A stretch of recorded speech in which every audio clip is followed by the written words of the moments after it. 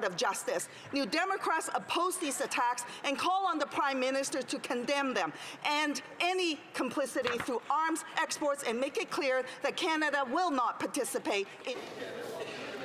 The honourable member for Vaudreuil. Speaker, it's hard to believe, but it's that time of year once again, and thanks to an army of volunteers led by Jay Deliterante, Ken Bell, Eileen McAleese, Lee DeRoche, and the entire team at the Soulange Irish Society, our community of Vaudreuil will become Irish for the day at the 15th annual St. Patrick's Day Parade in Hudson.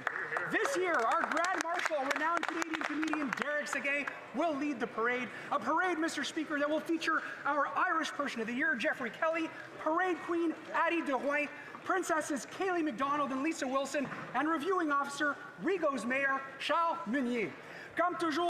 As always, this is an event you're not going to want to miss. So Saturday, March 21st at 1 p.m., you're all invited to Main Street to celebrate Irish culture and heritage.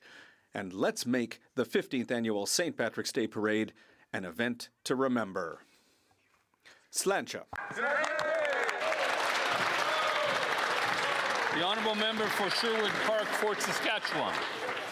Imagine you are in a situation where you rely on public services that you are entitled to, and yet regularly when you try to access those services, instead of receiving the help you need, someone suggests that you die.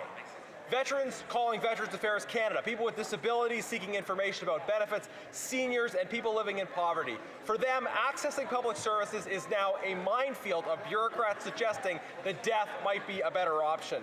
These suggestions are traumatizing, and these suggestions are coercive. We must not accept this as normal. It is not normal. And that is why I put forward Bill C-260, the Care Not Coercion Act.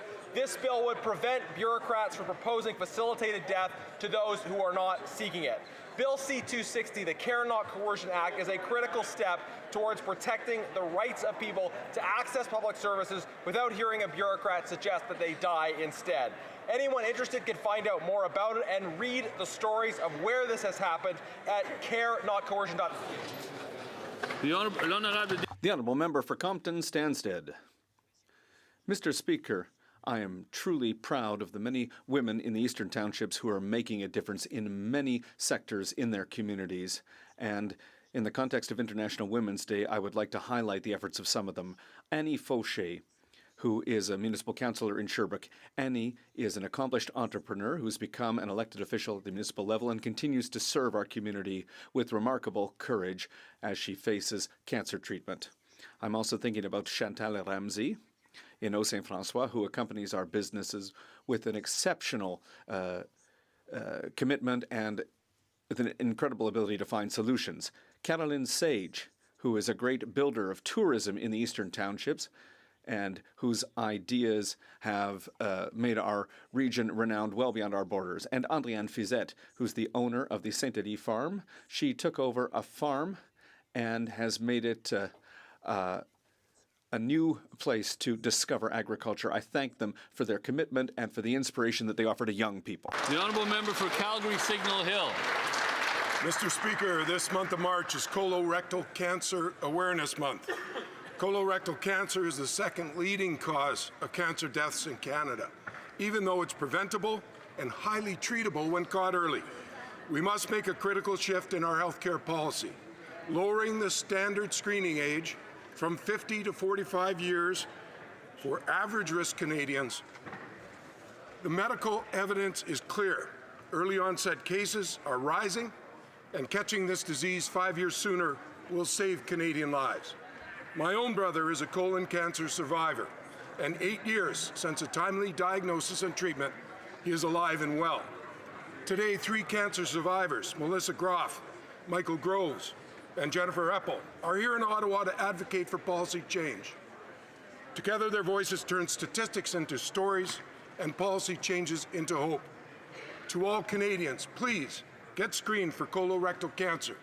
This simple step can save your life.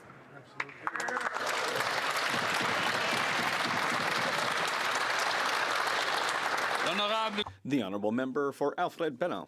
Mr. Speaker, building a strong Canada means taking concrete actions to offer a roof over everyone's head. It's in this spirit that we're investing more than $6 million to support the construction of not 6, but 31 housing units as part of the Habitation Palerme project in my riding of Alfred Pellan. We have listened, and we are taking action to build more housing and to build it faster. Seniors, families, singles, and those who are living in vulnerable situations deserve safe, affordable housing close to essential services. This project is part of our initiative to build housing more quickly. It's a federal program that's accelerating housing and making housing more affordable to meet the urgent needs in our communities. These investments offer stability, hope, and dignity to many households in our ridings. That's how we're building our future. Thank you, Mr. Speaker. The honourable member for Central Newfoundland. Mr. Speaker, I rise today to recognize the remarkable career of one of Newfoundland and Labrador's greatest athletes, Brad Beauce. Not only is he a gold medal and bronze medalist, he's also captured 6 prior titles, a world championship, 2 pan-continental championships, 2 world junior titles, and won the Grand Slam of curling 15 times. After more than 2 decades representing Newfoundland and Labrador and Canada with pride, Brad recently curled the final game of his extraordinary curling career. His leadership, dedication, and sportsmanship have inspired athletes right across our great nation. I ask all members to join me in congratulating Brad Beauce on an incredible career and thanking him for the pride he's brought to our country and extend to him best wishes for the next chapter of his life. Thank you, Mr. Speaker. The honourable member for Willowdale. I rise today to address the military situation in Iran. Once again, brinksmanship by the Ayatollahs has plunged Iran into war. Innocent Iranians are caught in the crossfires of a war they are neither responsible for and which is not of their making. After the trauma of witnessing the regime butcher tens of thousands of innocent protesters, Iranians are now contending with war. Let us hope that this will end swiftly and lead to the end of this odious regime. Iranians, Canadians, and the world want to see an end to 47 years of theocracy. However, civilians on the ground in Iran and their relatives in Canada can simultaneously fear the mullahs as well as bombs raining down from the skies. These are hopeful but perilous times. May the brave people of Iran finally experience what we take for granted in Canada, peace and freedom. In conclusion, if the honourable members know any Iranian Canadians in their ridings, it's a good time to check in.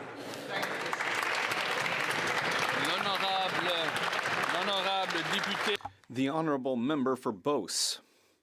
Mr. Speaker, this weekend the Beauce region was deeply shaken by a serious accident involving a bus carrying a group of young cadets. Tragically, a 13-year-old cadet, Xavier Landry, from Scott, lost his life. Several other young people were injured, some seriously. This tragedy has deeply affected the families, loved ones, and the entire community. It also affects the entire cadet family. In these difficult times, our thoughts are with the young boy's family, with the injured young people, as well as all the cadets, officers, and instructors affected by this tragedy. I would like to highlight the remarkable work of the first responders, police officers, firefighters, and medical personnel who responded so quickly. On behalf of the people of Beauce, I offer my sincere condolences to the family of Xavier, to the young cadets, their loved ones, and the entire Beauce community. Thank you, Mr. Speaker.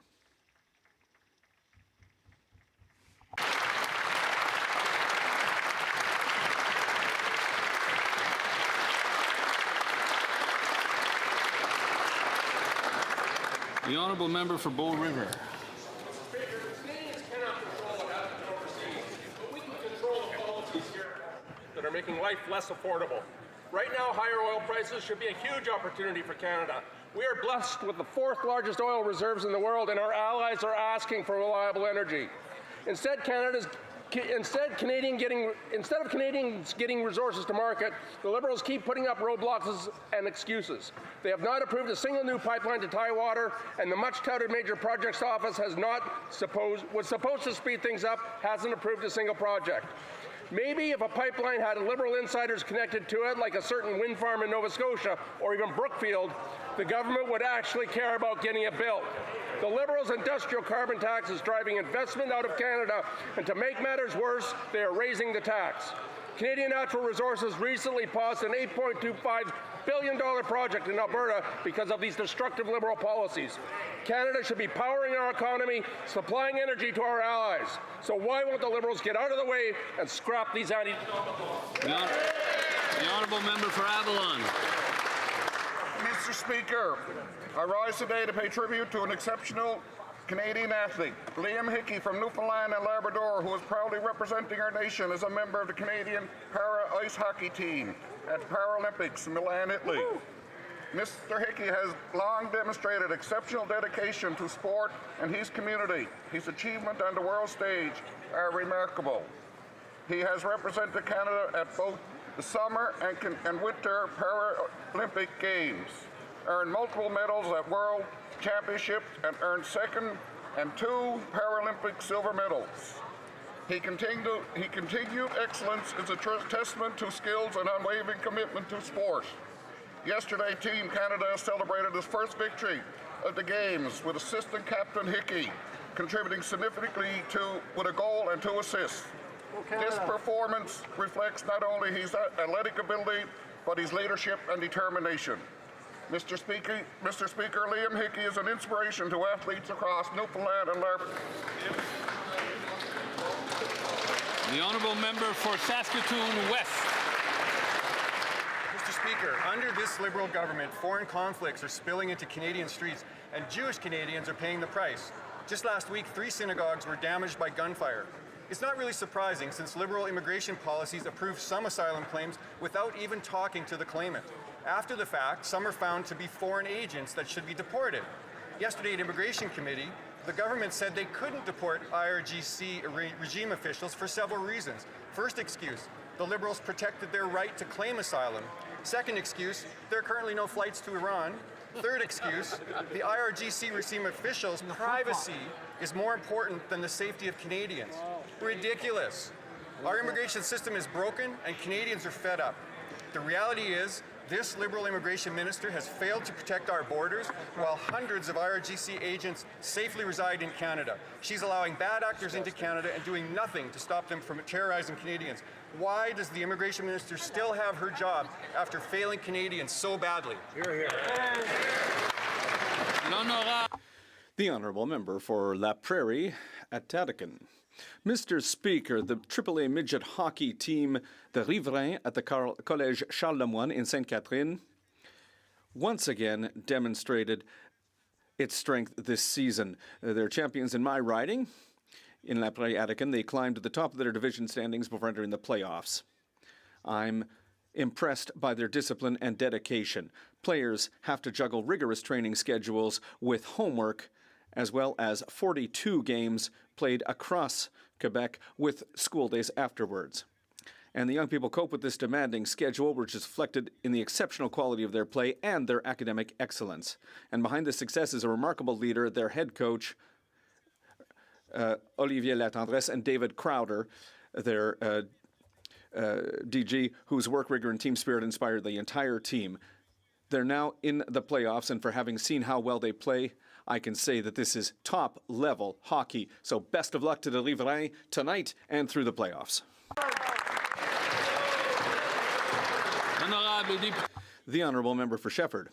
Mr. Speaker, for 10 years, Quebec students have been working to bring about concrete and lasting improvements in the living and studying conditions of thousands of Quebecers. This is the Quebec Student Union. It's a national association representing 15 member university associations.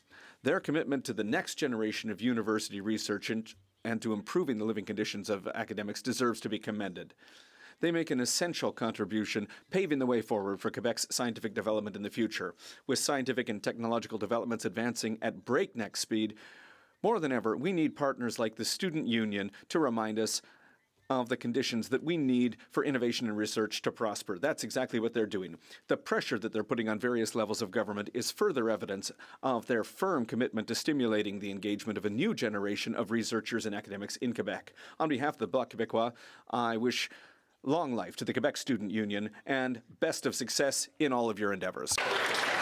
The honourable member for Halifax. Mr. Speaker, on the heels of Black History Month, I'm honoured to recognize and celebrate the incredible contributions of the African Nova Scotian community. Halifax is home to a somber history of racism that must not be forgotten, and reconciliation must be an ongoing effort. The Africville Museum is ensuring that this happens by sharing their history, celebrating their achievements, and advocating for change. The African Nova Scotian road to economic prosperity is driving the course to practical reparations for this community. The African Nova Scotian Justice Institute provides free legal services and guidance to African Nova Scotians, and New Roots Community Land Trust is advocating for investment into community infrastructure targeted at displaced African Nova Scotian communities. And many other community members are driving important change. Today in Ottawa, I want to recognize these incredible and passionate organizations that are doing such important work. It's not going unnoticed, and it deserves to be celebrated. Thank you, Mr. Speaker. The honourable member for Middlesex London. Affordability of goods and services in Canada is the #1 concern for Canadians. We cannot control what happens abroad, but the Liberals control the policies that are making life more expensive here at home. We have the worst food price inflation in the G7 and the only shrinking economy. The Prime Minister is ramming through his newly renamed carbon tax, the Clean Fuel Standard, hammering farmers, fishermen, and every family buying food. Add the industrial carbon tax on steel, aluminum, plastic, and farm equipment. These costs are made here in Canada, not abroad. As Tom from London told me, the price of a pack of 8 burgers jumped from $15 to $18.50. That is 23% in weeks. Dolores from Strathroy said it plainly. The Prime Minister has no clue how the average Canadian lives. And Bill from Fallowfield warned we're heading for a countrywide recession. When will the Liberals accept responsibility and remove the policies that are crushing Canadian families? The honourable member for Dorval, Lachine, LaSalle. Mr. Speaker, International Women's Day is a moment to recognize the leadership, resilience, and contributions of women across Canada. Yeah. Women strengthen our communities, drive innovation, and shape a more inclusive future. And when women succeed, everyone benefits. That's right. The Women's Program supports projects that break down systemic barriers to economic equality and leadership. C'est pourquoi notre gouvernement. That's why our government is investing in women's economic participation. That's why we're advancing affordable childcare, and why we're supporting women entrepreneurs and removing barriers to leadership and opportunity. Women entrepreneurship strategy has helped over 490,000 women start, scale, and grow businesses. Supports include access to capital, mentorship, skills training, and business networks. As we mark International Women's Day, we celebrate the progress that's been made. We acknowledge the work that remains to be done, and we reaffirm our commitment to advancing equality so that every woman and girl has the opportunity to thrive. Oral questions, questions orales. The honourable leader of the opposition. On a toujours eu. There have always been wars in the Middle East, and we can't control those things. But here, at home, we didn't have these problems. People would keep these problems at home. After 10 years of out-of-control Liberal policies on the border, on law and order, they've allowed criminals, terrorists, and illegal weapons to enter this country. And criminals are on our street. Now, there are shootings at synagogues, Iranian dissidents being killed, other shootings. 700 regime agents are here. What will the Prime Minister do to restore safety in this country? The Right Honourable Prime Minister.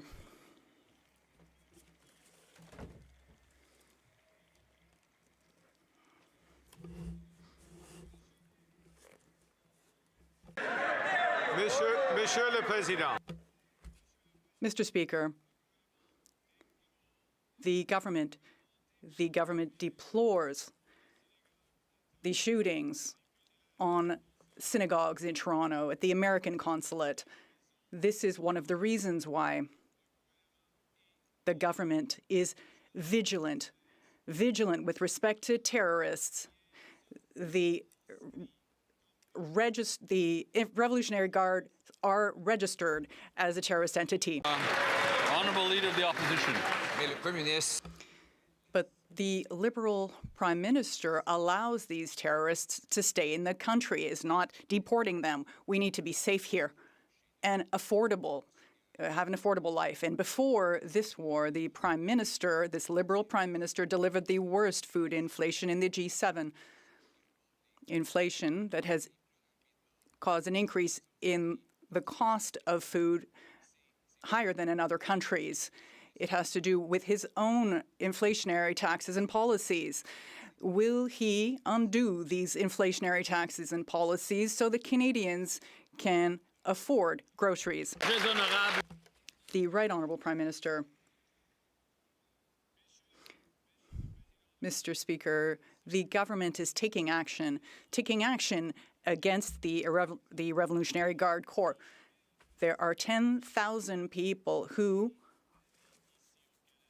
are disallowed from this country. We are taking action with respect to Canadians' spending power. We've reduced taxes for Canadians. We've increased benefits, food benefits. We have provided daycare to Canadian families. The Honourable Leader of the Opposition. There have always been wars in the Middle East, but never before did those wars spill onto our streets here in Canada.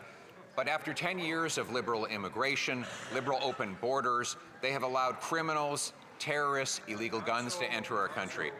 After 10 years of Liberal catch and release laws that the Prime Minister has not changed one word on, we have criminals released on our streets, and now our synagogues are being shot. Iranian dissidents killed on our streets, and there are 700 IRGC terrorist agents on our streets. What will the Prime Minister do to restore the safety that Canadians had before his Liberal government took office? The Right Honourable Prime Minister. Mr. Speaker, we got to go quick here. C-14 changes the bail laws. He might want to read it, definitely wants to support it. That member opposite has voted against every single gun control measure ever put before this House. This government has banned the Islamic Guard. This government's sanctioned over 200 individuals, over 200 Iranian entities. This government is investigating over 17,000 individual cases. We are protecting this country with 1,000 more RCMP, 1,000 more.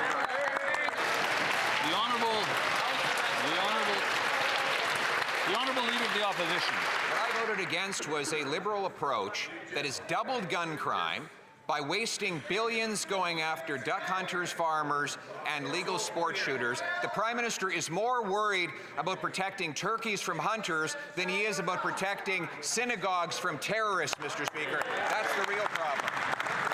He's got 700 IRGC terrorists in this country. It doesn't matter if they're banned. If they're on our streets, they are a danger. They're shooting up synagogues, killing dissidents, and threatening our people. Will he reverse the Liberal agenda that unleashed this violence on our streets? The Right Honourable Prime Minister. Mr. Speaker, on this side of the House, we want to protect synagogues. We want to protect community centers. We want to protect places of worship, which is why C9 is before this House today.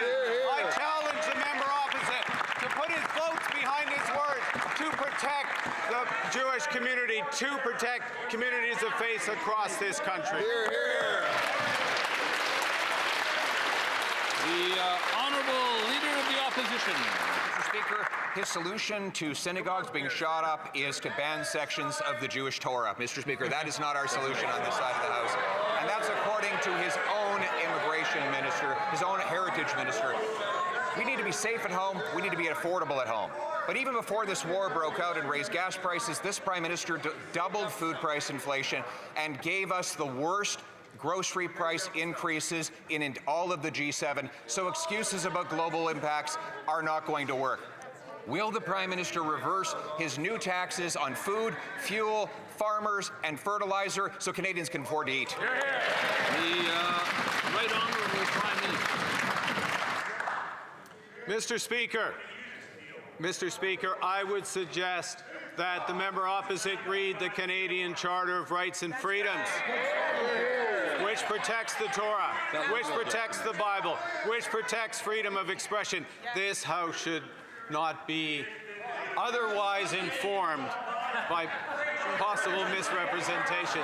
We should follow the true word that protects all Canadians. Hear, hear. The Honourable Leader of the Opposition. Mr. Speaker, the question was about food prices. This Prime Minister said he would be judged by the prices at the grocery store. Since he took office, food price inflation has doubled. And this Prime Minister has introduced new taxes that increase the fuel prices of the farmers that feed us. Now, 2.2 million people are lined up at food banks and faced with even worse fuel costs today. So will the Prime Minister the Liberal Prime Minister reverse his latest Liberal tax so that Canadians can afford to eat? The Right Honourable Prime Minister. Mr. Speaker, it feels like Groundhog Day. I'm once again required to remind the member opposite that the impact of the industrial carbon tax on fuel prices is approximately zero. The impact, though, of our trade deals on the farmers in his constituency is absolutely enormous. It is almost planting season, and the farmers of Alberta, Battle River, Crowfoot can plant canola.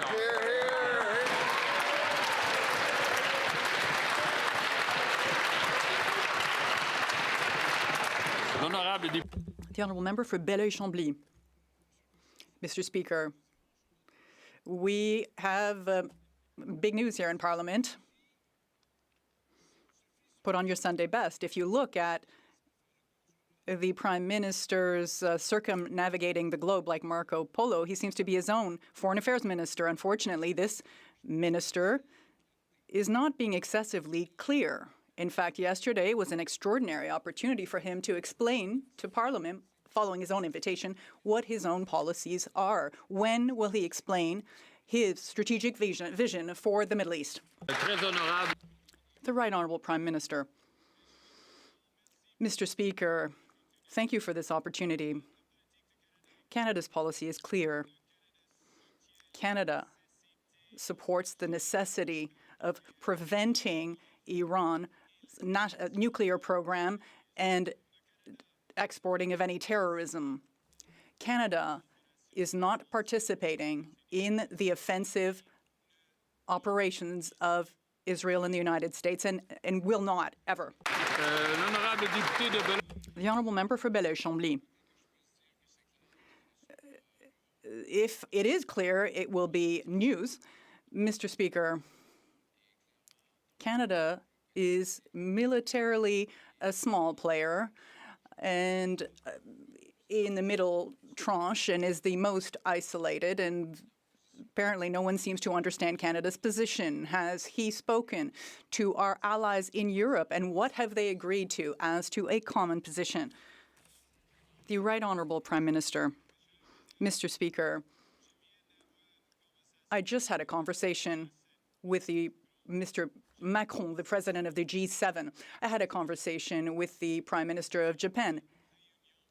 A meeting, in fact. I had a conversation with the President of the United States. Those are 3 members of the G7. I'm the 4th. I will be having a meeting with Mr. Starmer, 5. And then, Madame Meloni, yes, we will find a common agreement among the G7 countries. We will do that. And we will have a de-escalation. The Honourable Member for Belleuil-Chambly. I should have specified together with convergence, and I think we're going to make some major changes to geography for the U.S. to be part of Europe. Does the Prime Minister intend to propose any short-term measures to support those people who are directly suffering and will continue to further suffer from this war. I'm talking about inflation, buying power, retirees, access to property for young families. I'm referring, in fact, to all of these things that are not being solved or won't be solved in Norway over 5 years, but right now, right here, for citizens in Quebec and Canada. The Right Honourable Prime Minister, Mr. Speaker, the best option is de-escalation, is to have peace. That is the reason why I have conversations with other members of the G7, members of the Middle East, like Qatar, Oman, the UAE, the Prime Minister of Lebanon, and fourth point, we need to use the G7's oil reserves. Honourable Member for Chilliwack Hope. Canadians are struggling to make ends meet. Record food bank usage, personal bankruptcy rates, and an increasing number of Canadians borrowing money to buy food are proof of that. While there are some things that are outside of our control, there are things that this government does control, like their new fuel tax, which is already raising the price of gas by 7 cents a litre and is set to climb up to 17 cents a litre, raising the cost of everything that Canadians buy. So when will the Liberals finally take responsible for their reckless policies and stop making life more expensive for Canadians? The Honourable Minister of the Environment and Climate Change. Let's be clear. Studies show that the impact of the industrial carbon price on food is zero. The clean fuel regulations do not impose a price at the pump. But what they do is create an impressive economy for our canola farmers. He should speak to the leader of his organization, of his Conservative Party. There's a canola crush plant in his constituency. This Canada's largest renewable diesel facility is right on the edge of that riding. Canola farmers will see their price go up by $1.09 a bushel, according to the Biofuels Association. The Honourable Member for Chilliwack Hope.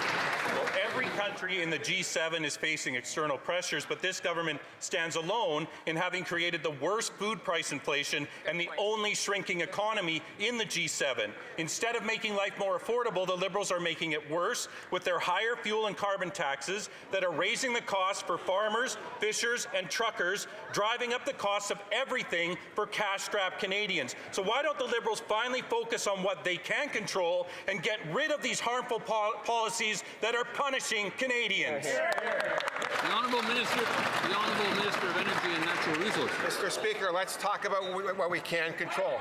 Building Cedar LNG, building wood fiber LNG, expanding Tilbury LNG, approving LNG Canada 2, approving Silicem, and approving the PRGT pipeline to the West Coast.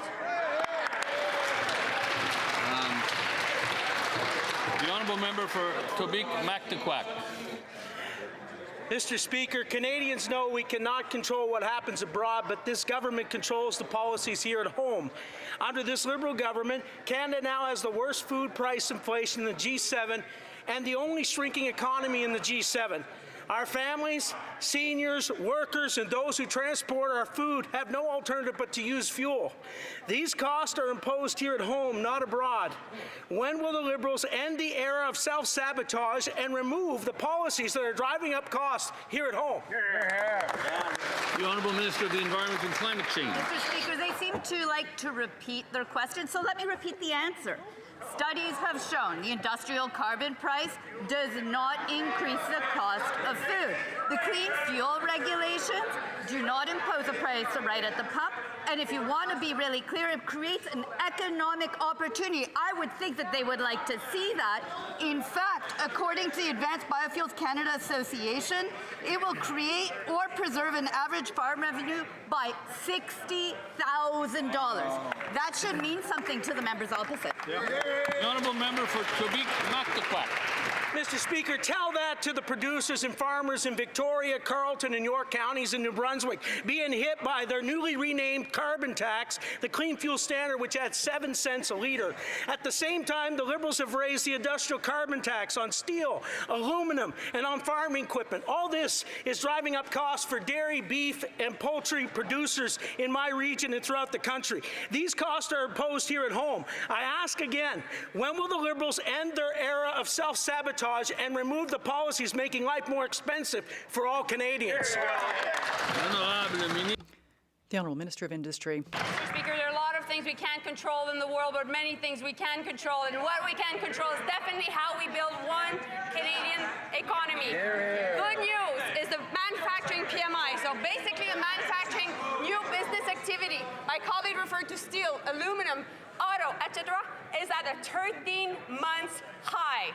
That means that businesses are now having more orders, more jobs are created. The tariff has impacted us, but you know what? We have a good plan. We're bouncing back, and we'll fight for jobs. The Honourable Member for Côte-du-Sud, Rivière-du-Loup, Katascomique, Témiscouata. Mr. Speaker, I've spoken to farmers in my riding, and they're fed up. They constantly have to pay more and more for inputs such as gas, fertilizer, and farm equipment. And all because of Liberal taxes like the carbon tax and this clean fuel tax. And meanwhile, grocery prices are rising for everyone, and bills are skyrocketing, and it's hurting every family's wallet. When will this Liberal government finally stop hammering those who keep our communities alive and get rid of this inflationary taxation? The Honourable Minister. Thank you very much, Mr. Speaker. To correct the facts that we hear over on the other side, it's not because you repeat something every day at question period that it means it's real. Based on all legitimate analyses, to make things clear, the influence of what he's referring to is zero. But there are some things we can control, some things we can't. But they should perhaps look at how they vote. They voted against a tax cut for 22 million Canadians, against other measures for children throughout the country, against the grocery benefit that will give families $1,800 per year this year. They should correct their own message and support the government. Stop. The Honourable Member for Richemont, Athabasca. Thank you, Mr. Speaker.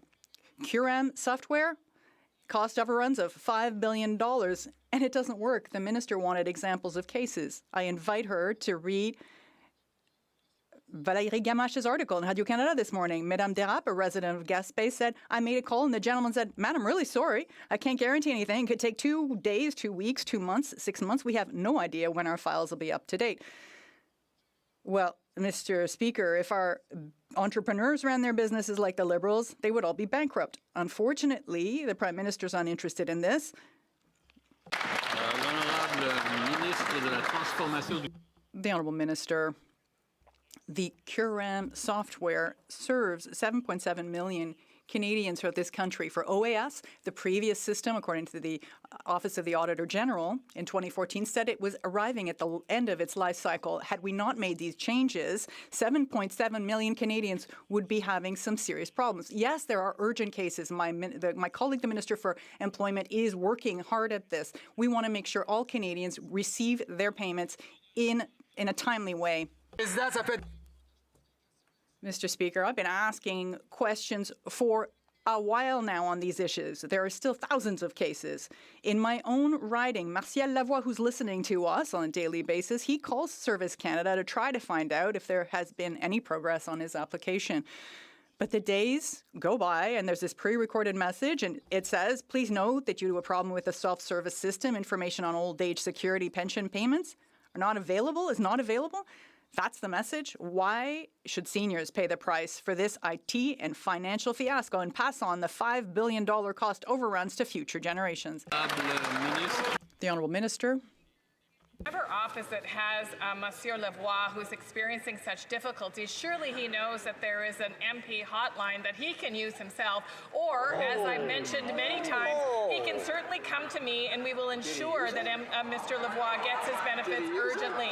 As the member knows, this is an ancient system. It was prone to problems and to difficulties.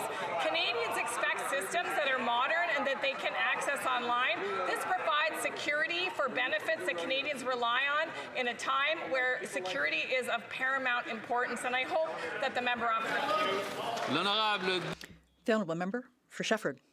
Mr. Speaker, yesterday, in response to a question from the Bloc Québécois, the minister accused us of scaremongering about CURAM. 85,000 seniors who are having problems accessing old age security benefits, that's scaremongering. What actually really scares people is not the Bloc Québécois' questions, but the costly failures of a malfunctioning computer system. When the CBC headline says, failures in the new federal old age security pension management system are causing concern and anxiety among many seniors, would the minister consider that Radio-Canada is also scaremongering? The Honourable Minister. It is true that's the first thing that people are afraid of. And Mr. Speaker, let me be clear, that's exactly why we've modernized this system, because a 60-year-old system was guaranteed to fail. In fact, that's what the Auditor General said. So I think we agree it was time to modernize. And 7.7 million Canadians are receiving payments on time, on schedule. The remaining Canadians that have applied by paper largely are getting the help that they need. And Mr. Speaker, we urge all Canadians to apply online for The Honourable Member for Shefford. Mr. Speaker, worries, anxiety, that's what thousands of seniors are experiencing because of the minister's computer system. And frankly, she seems to be taking this matter very lightly. This government is more willing to defend CURAM than to work for seniors. But while old age security payments are not coming in because of CURAM's failures, the bills are still coming in. They still have to buy groceries to feed themselves, and they still have to pay the rent on the first of the month. What concrete steps will the minister take to help the 85,000 seniors and counting who are victims of her computer system's malfunctioning? The Honourable Minister. In fact, Mr. Speaker, the numbers of seniors waiting for their first payment is going down. And I will remind the member opposite that these are very specific cases that are largely paper application. This system is designed to provide the stability that Canadians expect, including Quebecers, when they receive benefits from Canada. More and more people are applying online, Mr. Speaker, and I will just say that it's a very important tool that Canadians expect to have available when it's their turn to apply for CPP and OAS. The Honourable Member for Cloverdale, Langley City. Mr. Speaker, when the IRGC shot down Flight PS 752, 55 Canadians were murdered. In the days that followed, I stood with those grieving families in my riding and promised them Canada would be a place of safety, not a place where people connected to that regime could live freely. Yet yesterday, at committee, officials admitted they cannot deport Iranian regime officials already here. They can claim asylum. They say there are no flights and that their identities must remain protected. How is it possible that the victims' families live in fear while members of that regime live safely in our communities? The Honourable Minister of Public Safety. Mr. Speaker, we've taken decisive action to ensure the accountability for IRGC officials. First and foremost, we listed the Iranian state as a state sponsor of terrorism, Mr. Speaker. We have sanctioned over 200 individuals. We've listed the IRGC in 2024, and we are expeditiously working on removing those who are ineligible and inadmissible to Canada, Mr. Speaker. We will continue to ensure the safety and security of all Canadians, including Iranian Canadians. Well done. The Honourable Member for Cloverdale, Langley City. This threat is no longer distant. It is happening right here in Canada. Last week, 3 synagogues were shot out. Now an Iranian activist has gone missing. Police are investigating it as a homicide while the Iranian community fears Tehran's involvement. Meanwhile, hundreds of people linked to the IRGC are living freely in our country. I stood beside PS 752 families in my riding and promised Canada would stand up to this regime. Instead, this government has allowed its agents to operate on our soil. Why has this minister allowed Canada to become a safe haven for a terrorist regime? The Honourable Minister of Public Safety. Mr. Speaker, first and foremost, Canada is leading the fight on ensuring accountability for those impacted by PS 752. We have taken action action right at the International Criminal Court, Mr. Speaker, and we continue to work with families and survivors to ensure that they do receive the justice that they seek. Let me just be very clear, Mr. Speaker. Those who are members of the IRGC, who are senior members, are inadmissible to be in Canada, and they will be removed, Mr. Speaker. The honourable member for Nanaimo Ladysmith. Liberals are allowing foreign conflicts to spill onto our streets, Mr. Speaker, and Canadians are paying the price. An Iranian activist is missing, and it looks more and more like Tehran is involved. Meanwhile, hundreds of IRGC agents live in Canada, hanging out in cafes and going to the gym. Yet Canadian officials say they can't deport these terrorists because they can claim asylum, there are no flights to Iran, and their privacy must be protected. Thoughts and prayers are not going to cut it, Mr. Speaker. Why is the immigration minister still failing to protect Canadians, and why does she still have her job? The Honourable Minister of Public Safety. Mr. Speaker, let's be very clear, Mr. Speaker. The IRGC was listed as a terrorist entity in 2024. Canada has listed Iran as a state sponsor of terrorism.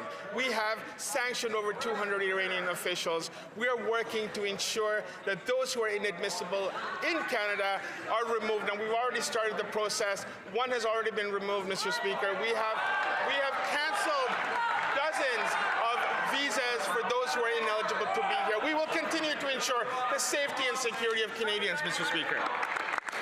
The honourable member for Calgary Nose Hill. Can I just recap what's in the Public Safety Minister's QP binder? He just said of the 700 Iranian regime officials, human rights abusers, one has been deported. Why hasn't he asked his department officials to at least update the garbage that's in his QP binder? You know, I think the honourable member used that term once before, and I didn't quite like it. And I do have a responsibility for trying to maintain some decorum. Yeah, I don't think it's very parliamentary. The honourable Minister of Public Safety. Mr. Speaker, let me first of all reject the notion, the 700 number that the party opposite has been using. There are efforts in place as we speak by the Canada Border Service Agency to remove those who are inadmissible to Canada, Mr. Speaker. They have reviewed over 18,000 applications for inadmissibility, Mr. Speaker. They have opened over 170 investigations and have approximately 240 visas that have been cancelled. We have removed individuals who are members of the IRGC. We will continue to go through the process to remove them. Let's be very clear. Those who are ineligible and inadmissible will be... The honourable member for Calgary Nose Hill.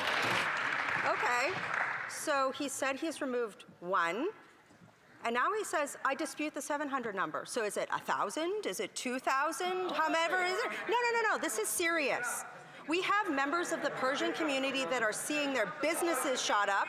People are living in fear in the street, and the Liberal immigration minister has done nothing to change the law, nothing to keep her officials in line. Why does she still have her job? The Honourable Minister of Immigration, Refugees and Citizenship. Thank you, Mr. Speaker. Let's be clear here. This government, in 2024, the former government listed the IRGC as a terrorist entity in Canada.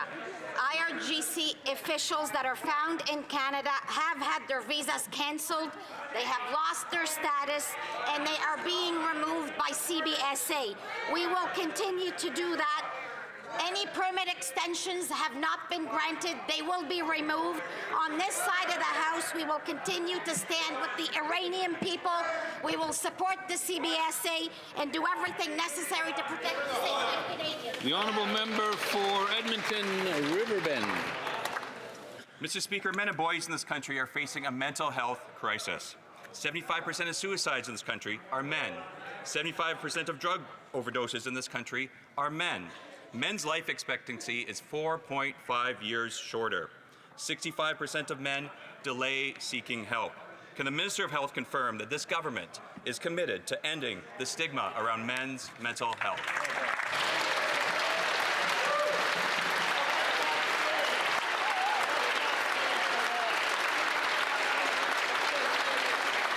L'honorable ministre. Wait. mais on va écouter l'honorable ministre de la Santé. Yes, let's hear from the Honourable Minister of Health. I want to thank my colleague from Edmonton Riverbend for his question and welcome him to this side of the House. We need to end stigmas around men's and boys' health. That's why we launched a national conversation on men and boys' health so that we can make a real difference in the health and well-being of men and boys across the country. That will help create stronger families and more thriving communities. We look forward working with all parties to make sure everyone has a voice in this conversation. Thank you. The honourable member for Lakeland. Canada can't control global events or leaders, but Liberals control the policies that drive up costs here at home. The Energy Minister brags about pipelines to the U.S., but spins about Canadian pipelines. The facts: 2 export pipelines to Europe and Asia, killed by these Liberals. Bought the costly TMX, which mostly goes to the U.S., without a path for the company to build. No progress on their promised Pacific pipeline, nothing from the Major Projects Office. And the federal industrial carbon tax costs Canadian businesses that the U.S. doesn't have. Why won't the PM repeal his anti-development laws and taxes so Canada can fuel allies abroad and bring affordability home? The Honourable Minister of Energy and Natural Resources. Mr. Speaker, I'm not sure what they've been doing, but we've been working with the government of Alberta. We've been working with the government of Alberta to see the Pathways project built. We've been working with the government of Alberta to look at options to the West Coast. We've been looking at with the government of Alberta for new nuclear, for new renewables. They should get on board too. The Honourable Member for Lakeland. Spin, spin, spin, because here's the deal. Last year, the Prime Minister promised a Pacific pipeline, yet keeps all the laws and regs that block building. The Liberals brought in C5 to work around their own red tape. Conservatives to improve and pass it, but no results so far. The feds haven't started their Indigenous consultation. No private sector company will touch a pipeline alone under Liberal laws. 75% of Canadians want pipelines. The world wants Canadian energy, but Canada can't ship it because of these Liberals. So when will the PM get out of the way, scrap his anti-development agenda, and give Canadians certainty and affordability here at home? The Honourable Minister of Energy and Natural Resources. Mr. Speaker, I assume the member opposite is then suggesting that the Premier of Alberta get out of the way. I guess she's suggesting that that Minister Jean get out of the way. I guess she's suggesting Minister Neudorf get out of the way because they're all working with us to build Canada. Maybe they should try that too. The Honourable Member for Swift Current Grasslands, Kindersley. Mr. Speaker, the Prime Minister has been in office for a year already, and like a good old Liberal, he has only re-announced projects that were already approved. No new energy projects proposed, let alone built. The Major Projects Office has been reviewing the Kitimat project for 180 days already. Meanwhile, Germany built an entire LNG terminal in only 194 days. Conservatives wanted shovels in the ground this week, and we previously tried to pass the Canadian Sovereignty Act to make us stronger at home and support our allies. But the Liberals voted against that. Why won't they cancel their anti-development policies and get things done? The Honourable Minister. Speaker, well, the Conservatives built nothing. Here's what we did.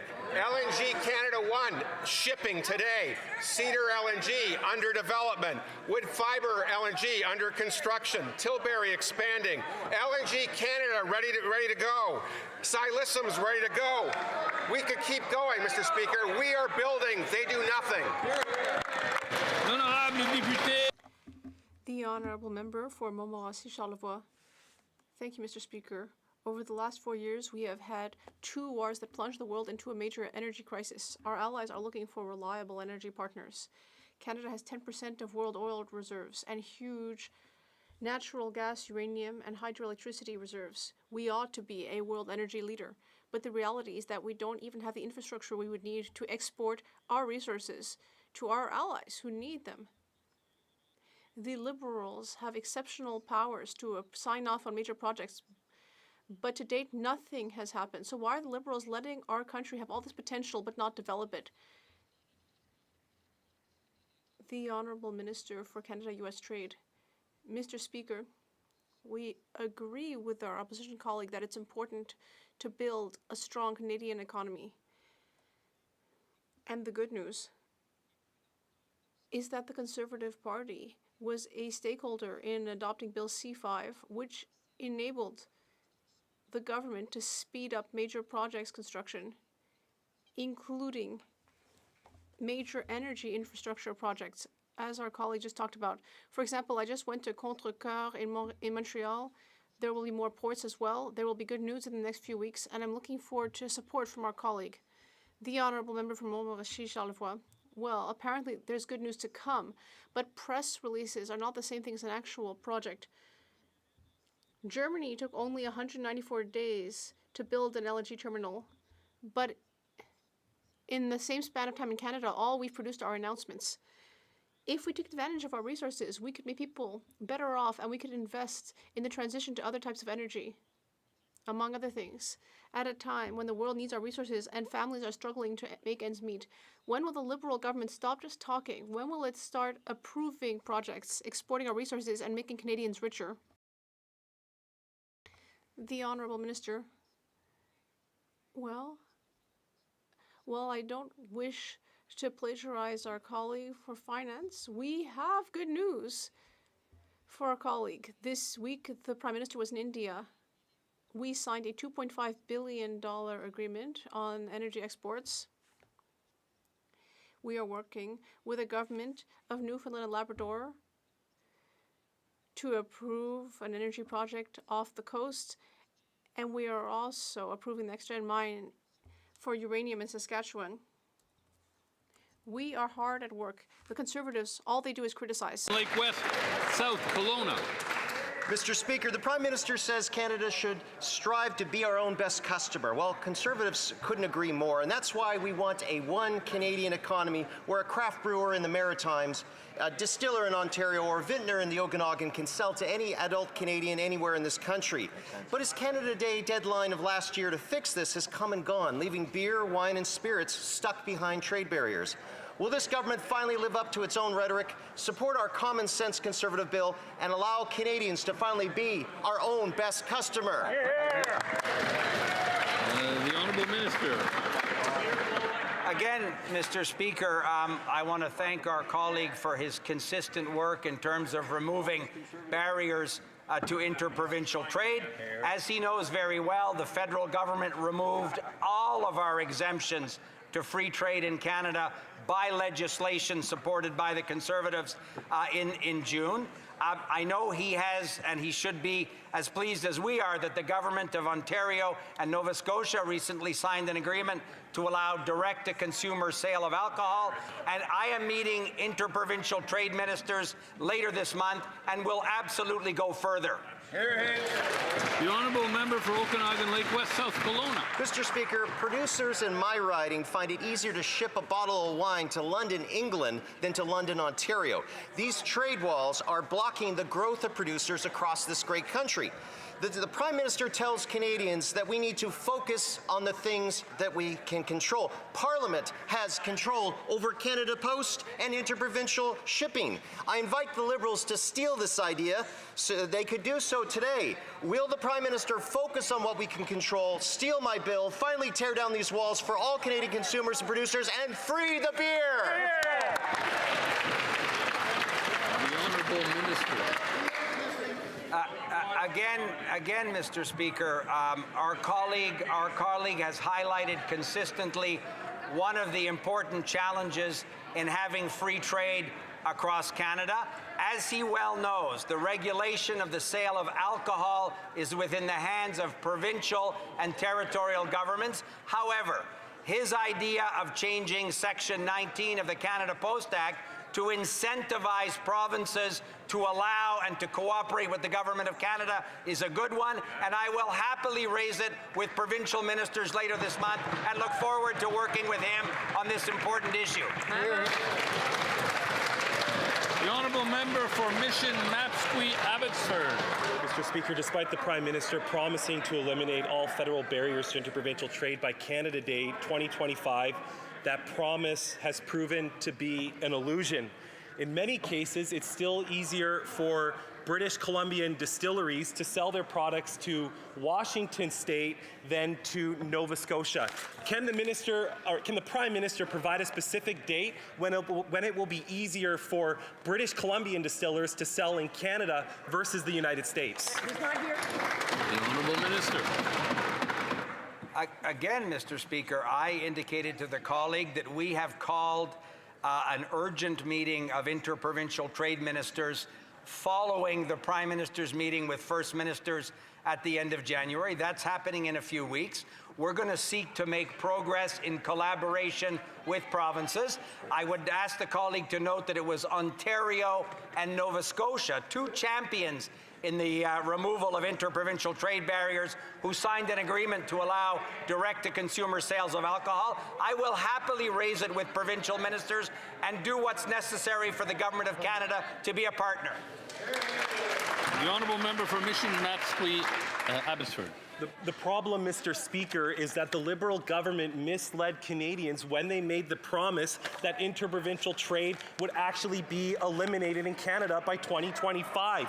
The CBC reported in January that interprovincial trade is still like a 9% tariff on the Canadian economy, accounting for $210 billion of lost goods. So I'll ask the question again. Can the Prime Minister provide a specific date, not just when alcohol will be free, but all services and goods will be free to trade in Canada amongst provinces to build our country up? There you go. The Honourable Minister.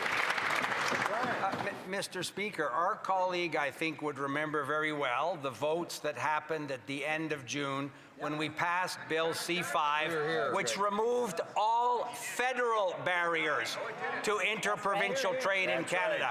He's highlighting something with which we agree, the important GDP boost of removing all of these barriers. The vast majority of these barriers have always been in the hands of provinces and territories. We thought it was important for the Government of Canada to eliminate our exceptions to free trade in Canada. We did that, and now we're going to work with the provinces to get the job done. The Honourable Member for Honoré-Mercier.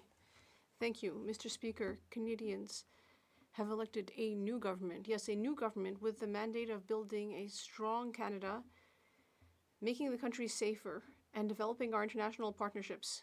The world is changing quickly, and our government is concentrating on what we can control. Can the Minister of National Defence tell the House about the progress in our defence partnerships throughout the world? The Honourable Minister of National Defence. Mr. Speaker, Canada is a Pacific country, and we are proud of broadening our partnership with Australia.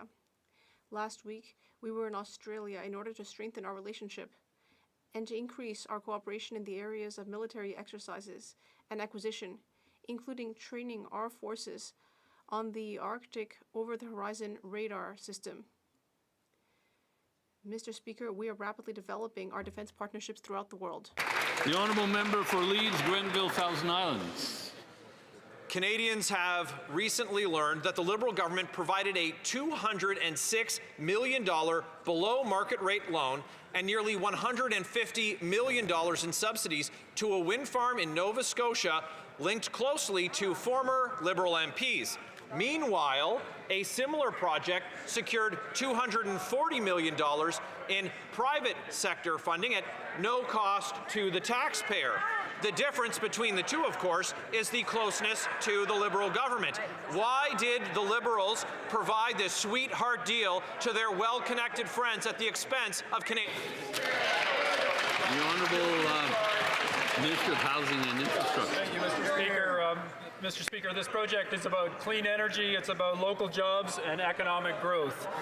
This was approved through the independent process at the Canada Infrastructure Bank, led by non-partisan officials. And even, Mr. Speaker, the Progressive Conservative Government of Nova Scotia is backing this project. Supporting it, and it's easy to see why. It's creating clean energy, it's creating good jobs for Nova Scotians, and strengthening the local community. Mr. Speaker, it's a great project. Thank you. The Honourable Member for Leeds, Grenville, Thousand Islands, Rideau Lakes. Well, you'll have to excuse me, Speaker, if I don't take these Liberals' word for it. They call themselves a new government, but these are these same Liberals who 10 times have been found to have broken Canada's ethics laws. And they always deny it, and they always defend the indefensible. What we're talking about here is hundreds of millions of dollars going to a sweetheart deal for well-connected Liberal insiders. And the solution is very simple. Instead of just saying, trust us, these Liberals can do the right thing and release to Canadians all of the information about the decision that led them to give this sweetheart deal to these well-connected Liberal insiders. The Honourable Minister.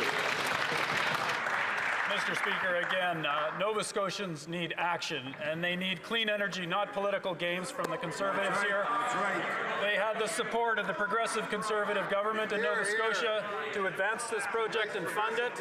Officials here at the Infrastructure Bank have supported the project. Mr. Speaker, these are good jobs, energy reliability, and choice for Nova Scotians. Thank you. Member for Haldimand Norfolk. Liberal insiders connected to former Liberal MPs received a $206 million below market rate loan from the Canada Infrastructure Bank and nearly $150 million in subsidies for a Nova Scotia wind farm project. Canadians are tired of Liberal insiders getting rich off of taxpayer dollars, while millions of Canadians are lined up at food banks every single month. When will the Liberals finally make life more affordable for Canadians instead of lining the pockets of Liberal connected? The Honourable Minister of Energy. Mr. Speaker, you know who's tired? You know who's tired of the conspiracy theories? The Conservative Premier of Nova Scotia. The Conservative Premier of Nova Scotia who stood beside us and said this is a great project. This is a project that creates jobs in Nova Scotia. This is a project that brings new energy to Nova Scotia. They should get on board. The Honourable Member for Milton East, Halton Hills South. Mr. Speaker, on December 22nd, Canada submitted its plan for the long-term reform of First Nations Child and Family Services, which has the potential to transform care for our children and to address historic wrongs. Can the Minister of Indigenous Services please speak to the contents of the proposal to the Canadian Human Rights Tribunal? The Honourable Minister of Indigenous Services. Mr. Speaker, we've launched a new path forward to long-term reform of child and family services, one that acknowledges regional realities and puts First Nations children and families first. This approach is supported by an ongoing commitment of over $35 billion for a 7-year period and $4.4 billion ongoing afterwards. I want to ensure that children are connected to their families, cultures, and communities. By seeking these regional agreements, we are able to respect the distinct realities of First Nations across the country. We are committed to moving ahead with urgency, care, and responsibility. Thank you. The Honourable Member for Prince George, Peace River, Northern Rockies. Mr. Speaker, to the Tumbler Ridge families of Zoe, Tiki, Abel, Ezekiel, Kylie, Shanda, Emmett, and Jennifer, we continue to grieve with you. Thanks to our leader, thanks to the Prime Minister, and all the federal leaders for making the trip to Tumbler Ridge to support us.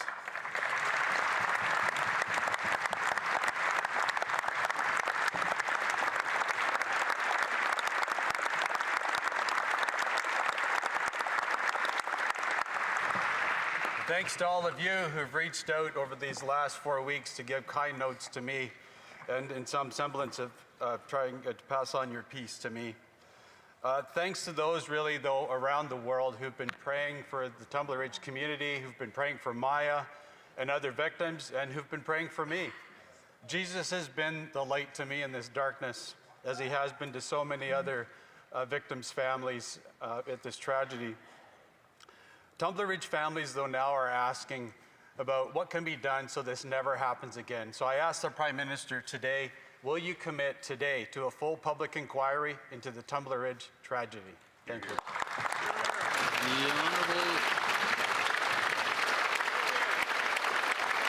The Honourable Minister of Public Safety. Thank you, Mr. Speaker, and let me just at the outset extend my deepest condolences to the families and the community of Tumbler Ridge for the deep impact of what's happened in their community. And I want to just acknowledge the incredible leadership of the member opposite, who has tirelessly worked for the last several weeks in supporting the community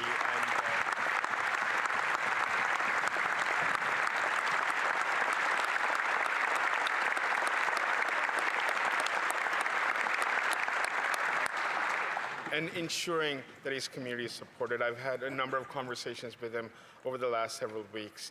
And one thing I will say today, and I will commit to, is working with him and working with the community to ensure the right steps are taken. We will work in collaboration with the province of British Columbia. We know that there's many unanswered questions. There's a coroner's inquest that's in progress, as well as an investigation on the internal affairs of policing. But our commitment to the people of Tumbler Ridge is clear, Mr. Speaker. We will get and seek the answers that they demand. Thank you.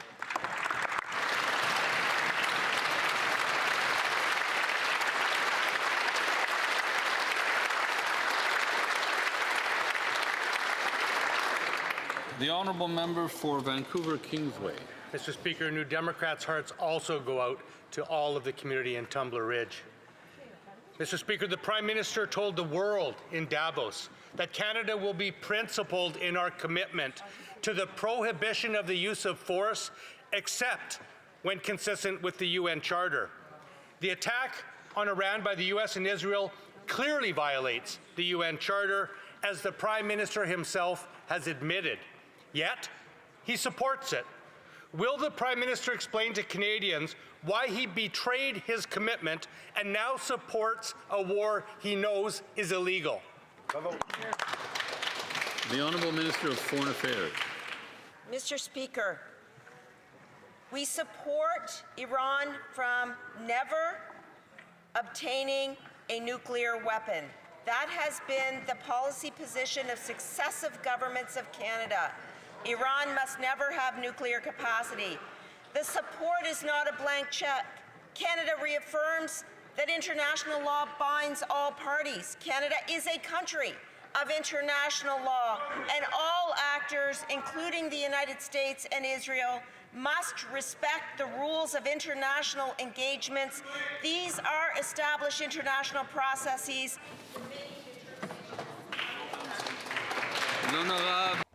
The honourable member for Rosemont, La Petite Patrie. Well, there's a word for that, Mr. Speaker: hypocrisy. The Liberals like to say that we should spend less and invest more. It sounds great, but it's a hollow slogan. In fact, these cuts are hurting people and often show a total lack of vision. In Quebec City, the Liberals have decided to close the Agricultural Research and Development Centre. We should be protecting our food security, increasing our productivity, and diminishing our environmental impact. This decision means that the government is shooting itself in the foot. Why is it losing that expertise and give up on research that is crucial for our future? Mr. Speaker, as the honourable member said, this is a difficult situation that we find ourselves in, of lack of investment over a number of years through many governments, Mr. Speaker. Maintaining our presence in every province, streamlining research and development, building a more collaborative science system that supports producers and strengthens our competitiveness is what this government's going to do. We are not going to put ourselves at a global uncompetitive level at the national level or international level. Thank you, Mr. Speaker. That concludes question period. We're ready to, in a moment, we're ready to move on to orders of the day in a moment.